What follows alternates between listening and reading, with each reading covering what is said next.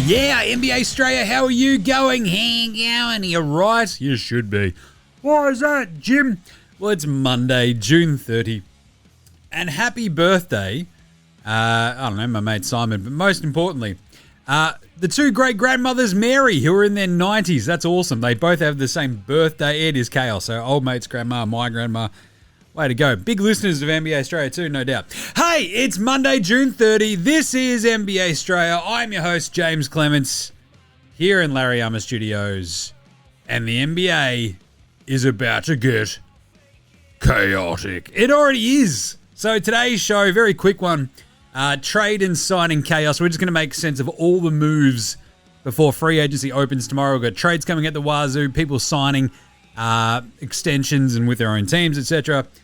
So we'll quickly go through each team and what they sort of have done, what they can do, what they want to do.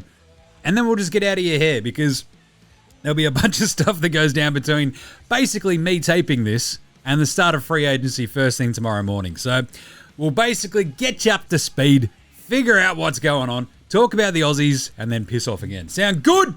Great. Let's get into it. Episode 1297 of NBA Australia. Let's go!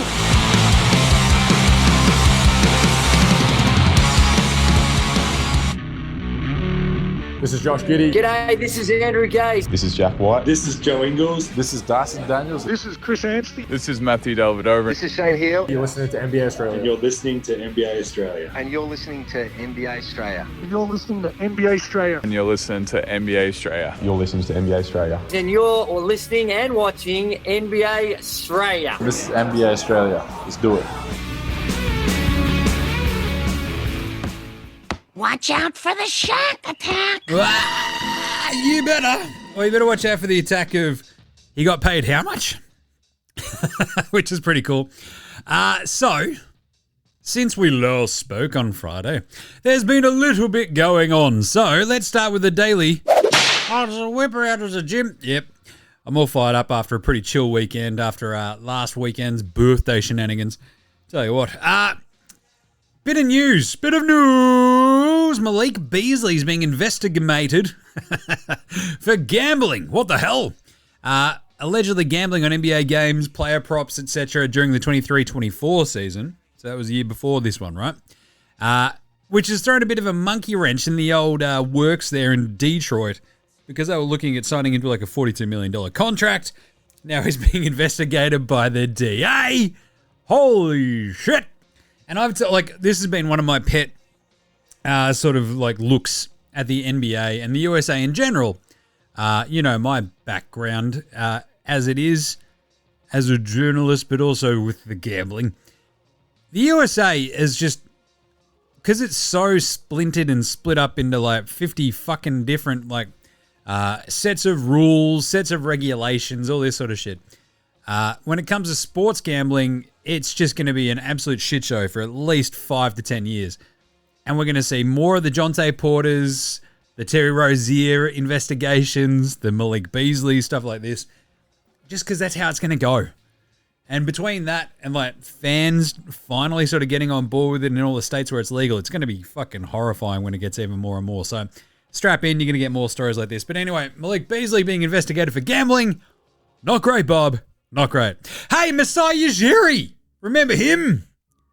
The genius behind, Denver and then Toronto. I tell you what, he's out. Amazing. So he's out of Toronto after the draft. So what the fuck?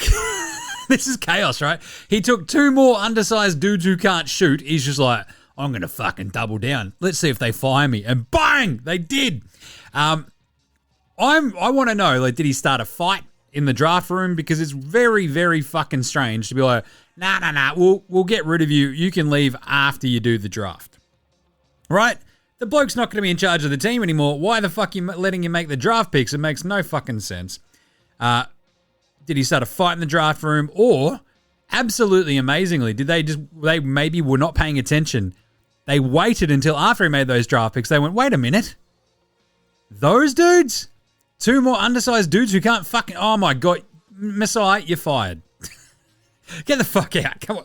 You're taking the piss. Fucking done, mate. Get out of here. And he's like, I don't know. See you later. Which is pretty crazy because you remember Masai's been like offered the keys to the fucking franchise of a bunch of different places while he's been in Toronto. Toronto extended him, all this sort of stuff. But at the same time, they've been going fucking nowhere. And I think I've been one of the, I don't know, sort of bang the drum for Toronto and just how kind of mediocre they've been for the last bunch of years. And there's been very, very little seeming fucking of a plan in place for that Raptors team. So, bit of a mess, not a bit of a shit show. Not a surprise that he's gone, but considering he's like one of the more powerful presidents of basketball ops out there, that he got shit canned is pretty crazy. So, yeah, there you go.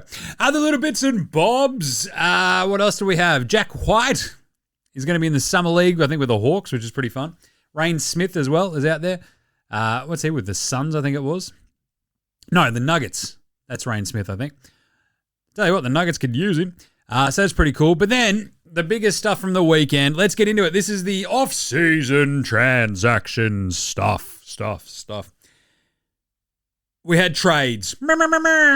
Trades! Who doesn't love trades? I also love that, like, Oklahoma City, that just fucking won 68 games in the title, their off-season moves last year were essentially getting Isaiah Hartenstein, and trading Josh Giddey for Alex Caruso. Not world-breaking fucking moves as well, but here we are. Lonzo Ball has been traded to Cleveland. Can you believe it? It's bowling season In Cleveland. That's right. Put that together pretty well. For Isaac Okoro. Now, Jim, what else? Nope, that's it. Is that it? The Arturas Karnisovas story. That's what that is. Because the Chicago Bulls, you might remember that team. They were once relevant in the 90s. And also when they had D-Rose. But still, they have now said they had on their roster, you might remember, DeMar DeRozan, Zach LaVine, Alex Caruso, and Lonzo Ball. They got exactly 0 picks for all 4 of those dudes combined. Arturas Karnisovas, is that it? That's his story. That's the fucking bio name. Is that it? The Arturas Karnisovas story. That is incredible stuff. But Lonzo, look, he leaves Chicago for maybe greener pastures in Cleveland. I actually fucking hate this for Tyrese Proctor, but at the same time, look, the Cavs have got to make a couple of other little moves here. This is definitely goodbye Ty Jerome sort of situation, right? But hopefully Tyrese Proctor still makes the roster. And I guess staring down the barrel of having a rookie backup point guard, probably not ideal if you're Cleveland. So bringing in Lonzo and what's left of his knees is probably smart. So good on him. Colin Sexton and a pick have gone to Charlotte for Yusuf Nurkic. Geez, Jim, this feels a bit weird. It does, doesn't it? Because A, Charlotte now don't have a center that isn't Ryan Kalkbrenner or Masoud Diabate. But the fuck do Utah need Yusuf Nurkic for? It is amazing that they had to give up Colin Sexton and a pick to get rid of him, right? And so maybe it does feel like this is another trade waiting to happen. Walker Kessler to the Lakers, anybody? Lowry Markin to the Lakers, anybody? What do you think? Maybe something involving, oh, that's right, LeBron James. Who knows? Is there a 4-team thing in the works here? Ace Bailey to somewhere else. LeBron to somewhere else. Maybe Cleveland. Utah getting all the picks. Who knows what the fuck's going to happen? It just feels very strange that Utah's like, nah, we don't need, well, we're going to clear the decks a little bit more for Walter Clayton Jr. and Isaiah Collier and Jordan Jeremy Clarkson and all of our guards. But we'll get Yusuf Nurkic. So, okay. Yeah, this definitely feels like something else is in the works. So we'll see, I guess, by tomorrow.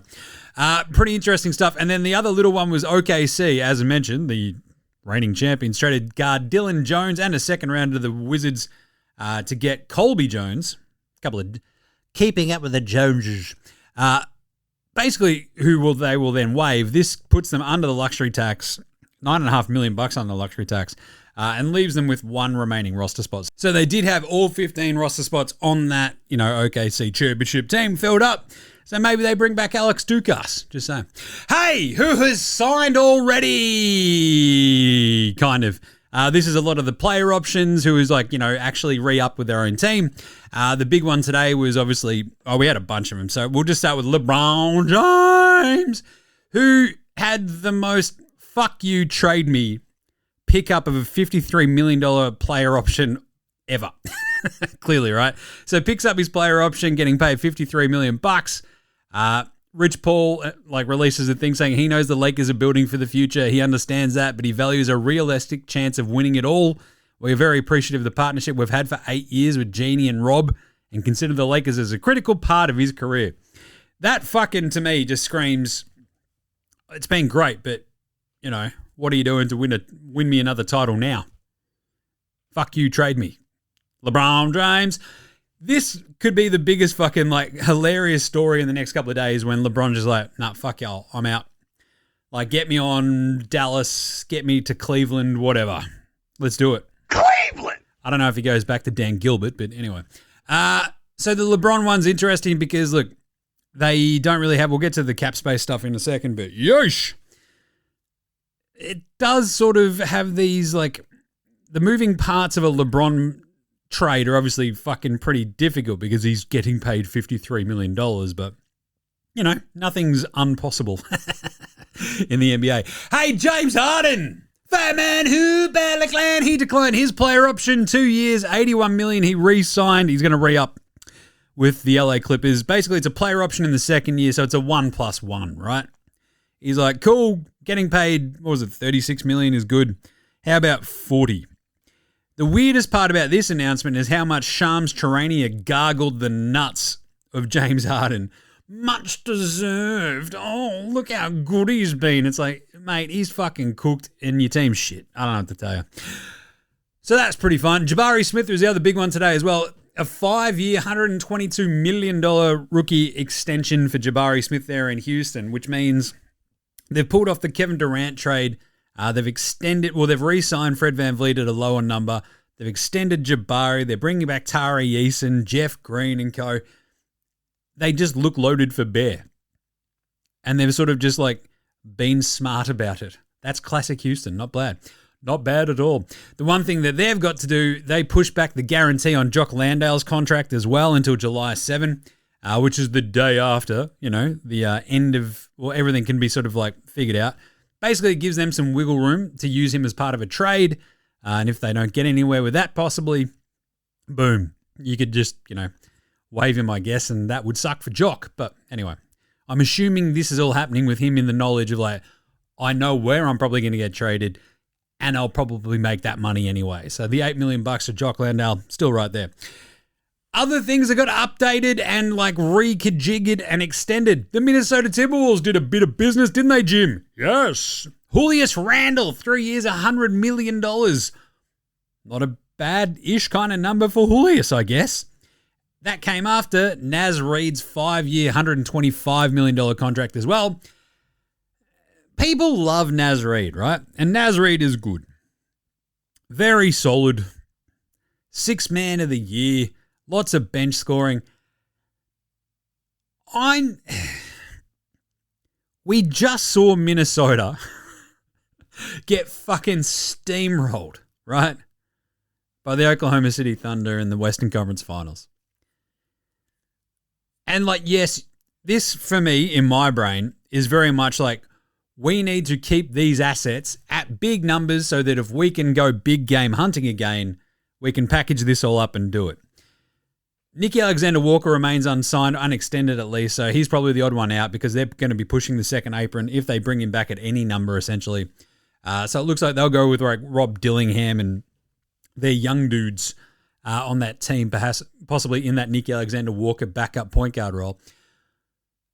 But the Naz Reid thing, it's cool. Anytime you can get an undersized center who's just a pretty good offensive player and, yeah. And then Julius Randle, who will just get absolutely fucking played out of a series at the drop of a hat. You got to bring him back, I guess. But still, as I said, it feels like those numbers are big enough that you can then trade them at some point if you so wish. So I'm not going to be too upset about it.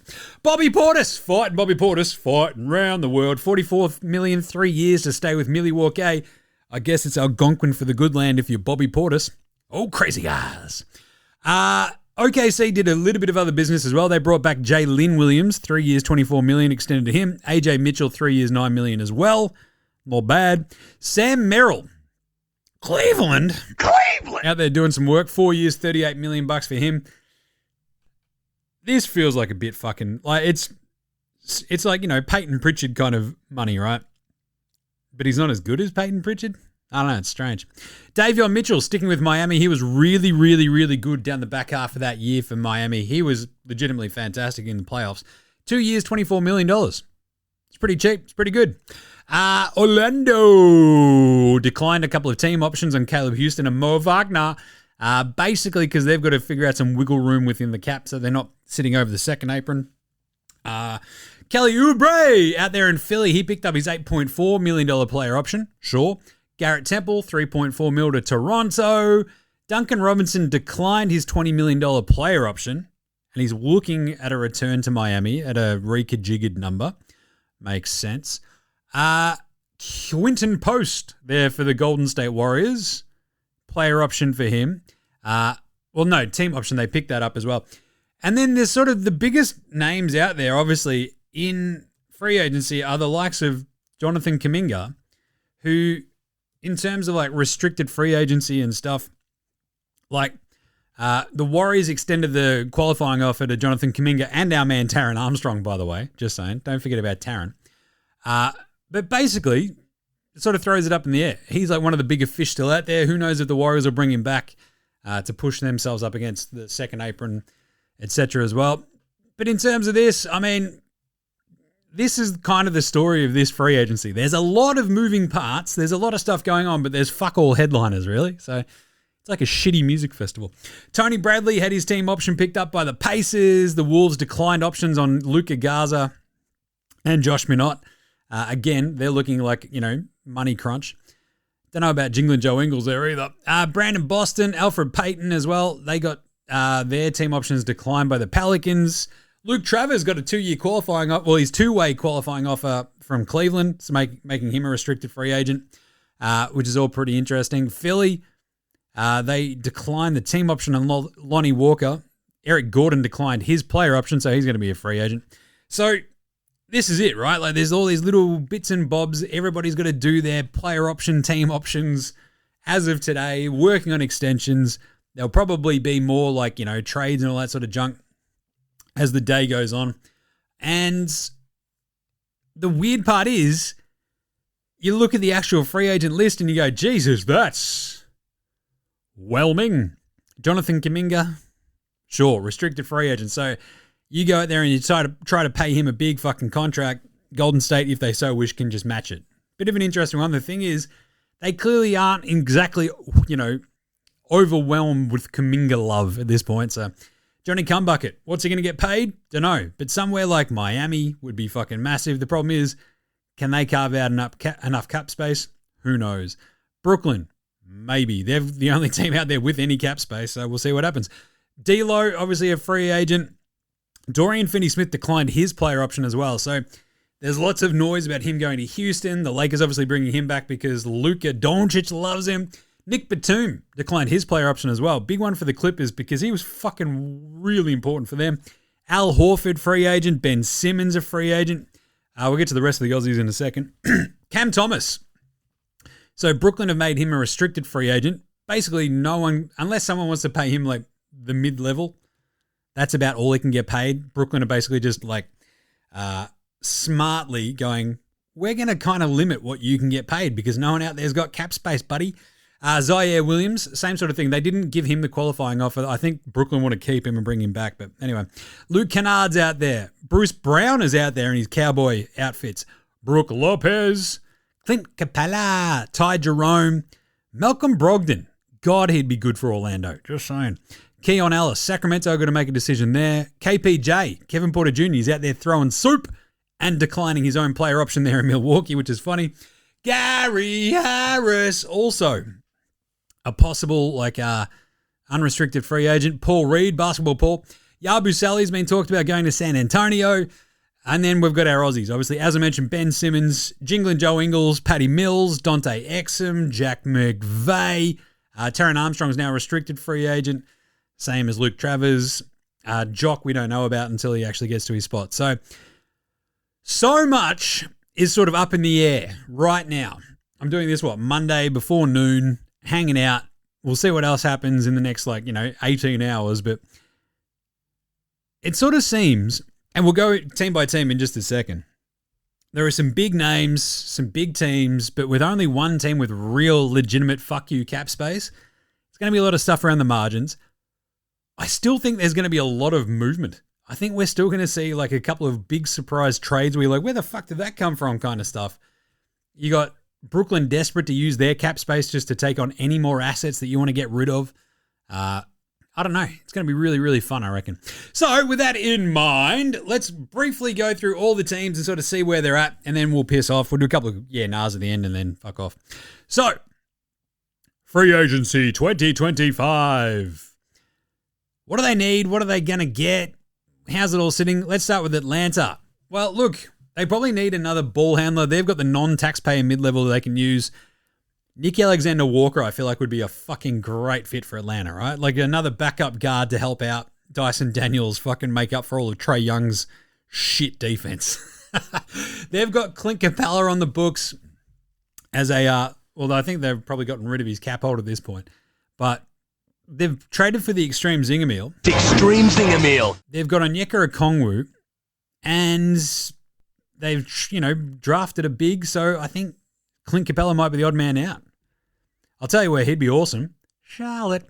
Anyway, so Atlanta, I think they'll be, because they've got a bit of money to play with, they will keep upgrading. They can see that there's blood in the water there in the East. And they were pretty good in the back half of last season. Dyson Daniels a weapon, we know that. They get Jalen Johnson back. They got the Extreme Zingamil. They're going for broke, so Atlanta will spend that money. Boston! Oh boy. Will Jaylen Brown get traded? Yeah, nah! I don't think so. Nah, they're on the taxpayer mid-level because they got under the second apron. They're still right up against it all, though, right, in terms of money. So Luke Cornett might be gone. They've got to figure out how they get a big on their roster because Al Horford is just floating around going, I don't know. So Boston's got some interesting sort of shenanigans they're going to have to pull. You feel like, I don't know, the Peyton Pritchard, Sam Houses of the world. There's a lot of value, but House is probably the one that's super expendable, so I wouldn't be surprised if he's on the move too, just to get more of that wiggle room, breathing space. They cut $260 million worth off their tax bill over the next couple of years, which is pretty massive, but might be a little bit more still coming. But Boston, look, with Jason Tatum done for this next season, it's like treading water kind of vibes. Keep Jaylen Brown, keep Derek White. Everything else is up for grabs. Brooklyn, the only team with cap space, 37 and a bit million. Cam Thomas, the decision on that should be pretty easy. Like if someone comes in and goes, here's the tax mid-level or the non-taxpayer mid-level for Cam Thomas, Brooklyn's like, cool, we'll match it. They declined the Zaire Williams, Day'Ron Sharp player options, basically to give themselves more cap room so they can absorb more stuff if need be. Basically, they're just going to approach this smartly, keep the powder dry, get more assets, go from there. It feels like they will basically be a dumping ground, I think, for talent. So they'll probably end up with a couple of like weird names where you're like, Jesus, he's on Brooklyn? See what happens. Cam Johnson may also get traded. Just don't know what's going to happen there. Charlotte have got the non-taxpayer mid-level, but they don't have a center. Like Moussa Diabate is like their starting center at the moment, and Ryan Kalkbrenner. They're the only two bigs on this roster. It's fucking crazy. So Charlotte could definitely use a Clint Capella, but with the non-taxpayer mid-level, I don't know. Is he worth that? See what happens. But how about a trade with Portland? Portland's got 5 fucking centers on that roster at the moment. Time Lord, anybody? Time Lord on Charlotte? Sign me up. But yeah, it feels like Charlotte have got like the guards and wings coming at their fucking ass, and they just need like a big, and they might be not shithouse. They also now have Colin Sexton, so they've actually got like another guard, another ball-handling backup guard, which is pretty interesting and pretty smart, I guess. So see what happens with them, but they just need a big. Chicago! They've got to figure out the Josh Giddey contract. They've now got the Isaac Okoro in place of Alonzo Ball spot going on. They've got a non-taxpayer mid-level as well, but we know that your man Jerry Reinsdorf is cheap as fuck and probably won't go into the tax. So Chicago just will keep building around the edges, I think. I can't really, what move, Like, would Vooch get traded? I don't know at this point. But the Giddy contract's the biggest thing on their mind. Cleveland! Even with the Lonzo Okoro thing, they're right at the second apron. They're cooked by the roster dollars. They might have to shed some more money as well. It's just, I don't know.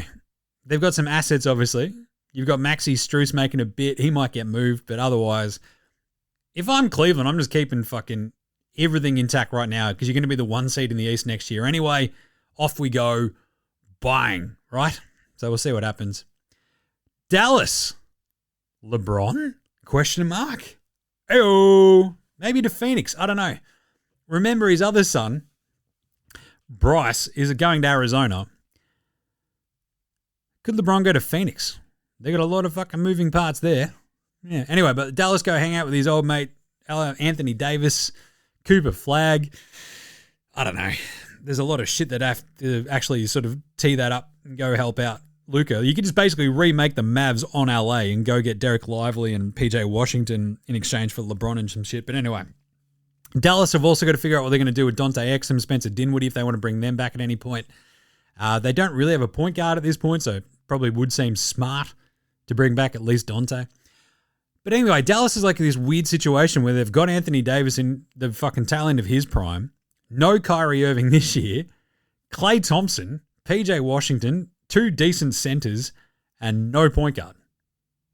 Cooper Flag is just like, shit, am I the point guard? What's going on, man? Denver! I've got the taxpayer mid-level. Could hard cap themselves if they use it, though, at the second apron, so they've got to do something really smart and cheap on the edges. Probably not Russell Westbrook. Just saying. He's another free agent out there, too. Denver, look, do they have to make a decision on the Michael Porter Jr. spot? Maybe. I don't know, though. They did take the reigning champs to 7 games with Aaron Gordon on one leg and Michael Porter Jr. with one arm. So, I don't know. But could they get Bruce Brown back on the cheap? What do you reckon? With the taxpayer mid-level, just do it. Fucking bunch of cheapskates there, too. Detroit basketball, the Pistons. They could actually make up to $16 million in cap space. So, they're an interesting little player on the edges here, too. They've got Dennis Schroeder, I am Drummond Rondo, Tim Hardaway the Lesser, Malik Beasley, all these sort of like weird questions floating around Detroit. But they do get Jaden Ivey back this year. You could go like get someone like Santi Aldama from Memphis. I don't know. It's an interesting sort of spot for Detroit. They kind of need a little bit of help on the wings, but they do have Ron Holland. They've got Orsar Thompson. Like their entire thing was like, oh, veteran shooters. That's good. And now Malik Beasley's out there betting on games. They might be fucked. So who knows what's going to happen now. Golden State have got the taxpayer mid-level. They've got to figure out this Kuminga deal, though, whether or not he comes back before anything else really kind of happens, right? You just sort of think about that team. Steph, Jimmy Butler, Gary Payton, the Mitten, Moses Moody, obviously Draymond and stuff. They just do need another big wing if they don't keep Kuminga. So I'm just saying, Alex Tui, get ready, buddy. Houston! After all of this movement, right? Kevin Durant, Fred VanVleet extending Jabari. Jock is like the dude who's just like, oh, can I stick around? So they've extended Steven Adams. They've extended everybody. And Jock's just pushed his like guarantee back. So we'll see what happens with Houston. Because look, if they're looking down the barrel of getting Dorian Finney-Smith as well, holy shit. Talk about loaded for bear and wanting to have a crack at OKC with an awesome defense yourselves. Jock might be the odd man out, which sort of sucks. Don't know what they're going to do with Jack McVay either, but anyway. Houston, looking pretty interesting. Indiana! They've got most of their dudes already locked up, apart from Miles Turner. I think they'll extend him this offseason at a bigger number, and away they go. That's the sort of team. Like, they're always pretty conservative with their cash, other paces, but either way. Clippers! They've got the non-taxpayer mid-level, which is pretty crazy. So they've actually got money to spend. They've got the Batum decision to make as well if they bring him back. Chris Paul, could they bring him back as another backup for next to James Harden? That'd be pretty interesting. But the Clippers, just in a strange situation. Like, how good are they? Right? You got Norm Powell, Derek Jones Jr., all these sorts of dudes. Ben Simmons, does he come back? Patty Mills, what are you going to do there? Just, the Clippers feel fucking weird as. I just don't know what to make of them. They're going to be an interesting team where they could just come from absolutely fucking nowhere and make a massive move tomorrow. Just saying. Keep an eye on the Clippers. Lakers! LeBron James opts in. Could it be dealt? Maybe. Dorian Finney-Smith, he opts out. Could he be dealt? Well, could he re-sign, rather? Because I don't think they can deal him now. The Lakers just feel like in a really, really fucking strange situation, right? They're being sold. You've got Luka. I kind of want to keep Dorian Finney-Smith because you just need some sort of fucking defense on that team, right? Right? Anyway, Lakers, I would not be surprised if there's a lot more LeBron chatter. Memphis, they've got like a tiny little bit of cap space, but their weird thing is Memphis, they need to like bump up Triple J, Jaren Jackson Jr.'s salary so they can extend him from a higher number that'll save them money in the long run. It's a really weird situation. Santi Aldama's the other one to keep an eye on, whether or not he comes back or not for Memphis. They've just got a lot of moving parts as well around like Ja Morant. They make the Desmond Bain trade as well. But it doesn't really feel like they're going to be like, a LeBron James destination. But just look at what they do with Triple J. Keep an eye on that. Miami with the Duncan Robinson move. Maybe they're carving out enough space to go get Jonathan Kuminga. Or at least make him, an offer that Golden State are happy to refuse. Duncan Robinson's the other one there. They've already obviously re-signed Davion Mitchell, or at least intend to, right? And that's like a lot of this sort of stuff is like, we intend to sign him to the extension and that'll get done. But pretty interesting stuff. I don't know, Miami they're always a weird floater. Just a really strange floater. What could happen there? Who knows? They're always up to something. The Heat and Pat Riley and Alonzo Mourning. Yeah, anyway. Milwaukee! They can actually get to the non-taxpayer mid-level exception, but they've brought back Bobby Portis, so I'm not sure if this can happen now. They need someone like Nick Alexander-Walker. Brook Lopez is a free agent as well. This team is just cooked, aren't they? It sucks, but they're kind of cooked. Just don't know what's going to go on there. Milwaukee, how do they get out of this? Like, it's Giannis. Is there going to be a Giannis trade? Yeah, nah. I mean, he's just sort of doing the soft launch the other day of like, I'm keeping a close eye on what they're up to this offseason. And if I don't like it, who knows? But Milwaukee fucking loves Giannis. Giannis loves Milwaukee. You just got to do anything to make this team better. So let's see what they can do. There are a couple of shooters out there and like the dudes like Luke Kennard and, again, Bruce Brown. Like those additive extra kind of bench players that you sort of just bring on, put them around Giannis and see what they can do. But being able to afford those players is another question altogether. Minnesota have done a lot of their stuff. Reed and Randall are back. Big decision to do on Nick Alexander-Walker. That'd be a second apron team if he comes back, and that'd be fucking pretty crazy for the new owners. So I don't know if he does. Give the ball to Rob Dillingham and see how he goes. New Orleans are at the taxpayer mid-level because they've got Jordan Poole and Olynyk. They've added money somehow, which is crazy. They'd go over the tax using the full non-taxpayer as well. So this New Orleans team, Herb Jones, Trey Murphy, Zion, is he going to be moved? Yeah, nah. Maybe. We'll see what happens there. But New Orleans is just a strange team in general.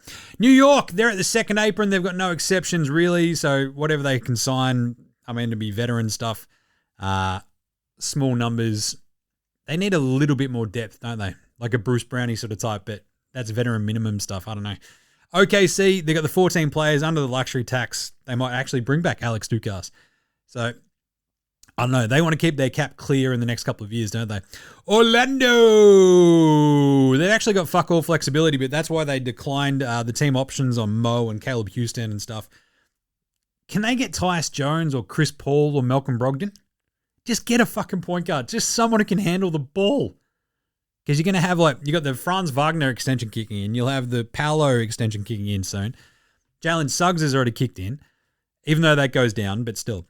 Orlando, look, just on the margins, get yourself a backup point guard, please. Philly, we've got the taxpayer mid-level. Not much they can do. They've got a couple of bigs, kind of. They need another wing. Maybe Larry comes back. A lot of their stuff, though, is just going, all right, can Tyrese Maxey, Jared McCain, and VJ Edgecombe actually play together on a team? Is Paul George healthy, and can Joel Embiid play basketball anymore? Philly could be this massive riser next year because the East is shithouse, but Embiid could also just fucking hurt his knee again and never be seen from again. Phoenix, they're at the second apron, so they've got fuck all flexibility themselves as well after the KD trade. They've got 87 different shooting guards. Brad Beal. What's going to happen there? No one fucking knows. I don't think Brad Beal knows or cares. He's just like, man, I love Arizona. What are you talking about? Portland. As I said, they fucking draft Yang Hansen. Love that. They've got 50 fucking centers. They're a mess. What are Portland doing? Jeremy Grant's out there getting paid $100 million still for the next couple of years. Jesus. They're at the taxpayer mid-level and their team's a bit shit. So I don't know, but they've cleared out the decks with Simons out. They've brought in Giroux. I can't really see them doing too much more. Like maybe Matisse and his $11 million gets traded. He is a bit of a luxury, but at the same time, he's one of the few dudes, like next to like Tumani Kamara. Like you can see what's going on in there in Portland, but it just feels like it never coalesces. Don't know what they're going to do. I don't think they're going to do much, is my guess, until they get sold. Sacramento, they're at the taxpayer mid-level. Who knows what the fuck they're going to do either. Keon Ellis, there's a decision there to make, but they're up against it. So as you can see, right, there's not much money floating around in the NBA right now because of the disastrous CBA, where the players agreed to basically a hard cap and everyone's a moron. So good job, everybody. Sacramento, though, look, they've already rebuilt the 2020s Bulls, and they're still shit. What a surprise. Don't know what they can do to get better. Trade Suva? Don't know. San Antone, they're over the cap, but they've got a little bit of spending power because they can pay the non-taxpayer mid-level. But again, I think they want to keep their powder dry with all the young dudes that they've got on the roster. So don't know if San Antonio's going to do too much. See what happens. Toronto, they don't have a president of basketball ops anymore. They're up against the taxpayer levels, right, with all their dudes on these big contracts, but they're still a bit shit. Chris Boucher, does he come back? Don't know. Utah, non-taxpayer mid-level, but at the same time, John Collins picked up his option. It feels like there's just some moving parts and Danny Ainge is doing some shit, right? They're weird. I don't know what they're up to, but they're up to something at Utah.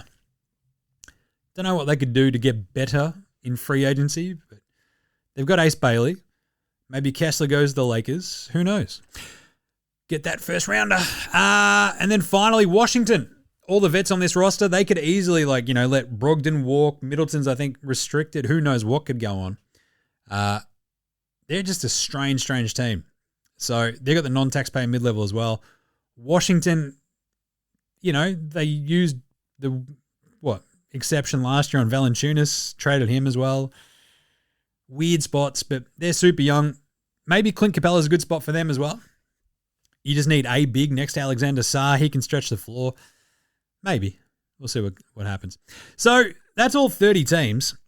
I mean, the biggest ones are really like LeBron staying a Laker, Giannis staying a Buck, Zion staying a Pelican, Jaylen Brown staying a Celtic. Does that all happen? I kind of feel like one thing is going to just be big and happen in the next 2 days.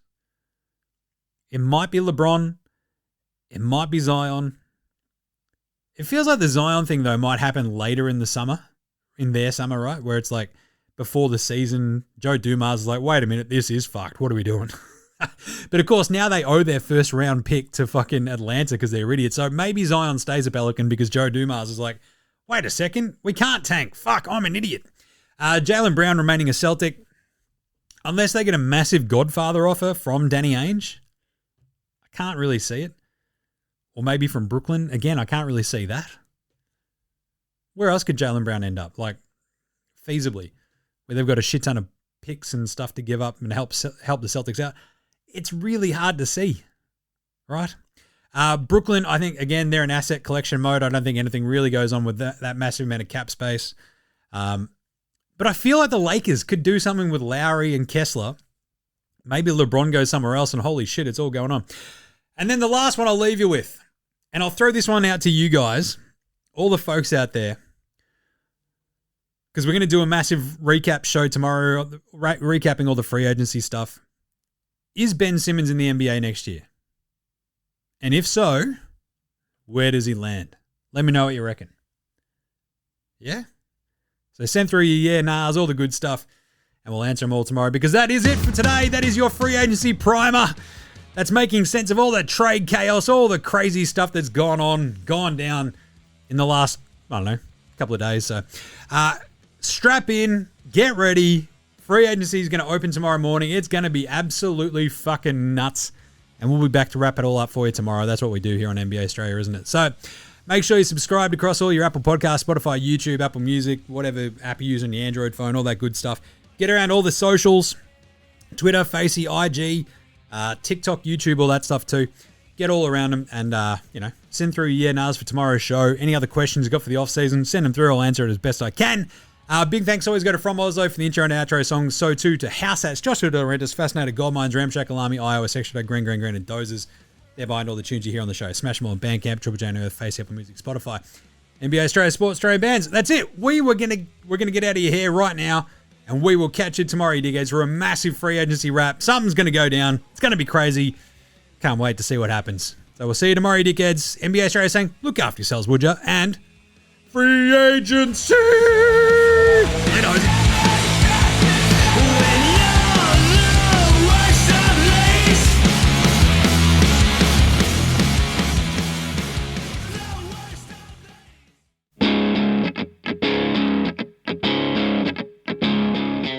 G'day legends, your mate Jim from NBA Straya here. That's right, I'm doing a thing at the end of the show. In the business we call it a thing at the end of the show, I guess. I don't know. Either way, all I'm just saying is just make sure you're rating, reviewing, starring, subscribing across all of the apps that you use for NBA Australia. Jump in the comments, give us a shout. We'll bang you in the air, nars. Any other questions? I'll have a crack. I've got nothing better to do, basically. Also, just ask any questions, tell me what you want to hear from the show, and sing out and let us know. And of course, if you want to help support the show, jump on the old dabble, use that code NBA Straya, click on the link that's in the show description or on the socials. It goes up whenever I do the morning vibes, etc. So if that's your thing, jump on there, use that code NBA Straya, and remember, look after yourselves, would you?